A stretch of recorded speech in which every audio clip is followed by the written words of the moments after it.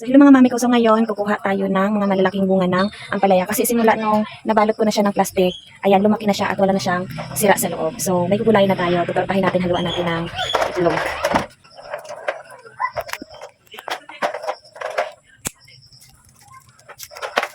Ayan po. O, diba?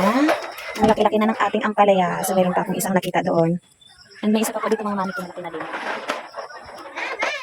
Malaki na mga mami ko. Kasi na natin. Wow!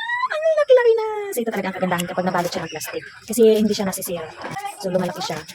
Sumikit na siya sa plastic.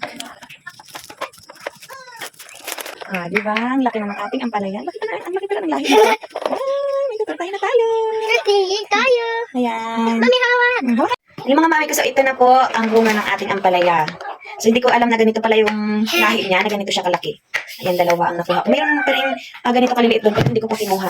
Para may kukunin pa ako sa susunod na araw. And ito yung pangatlo. Kinuha ko na to kasi buloktot. Halos hindi na siya makaunat dito sa plastic. Ayan. What's that, Mommy? This one is ampalaya. Ampalaya? Yes.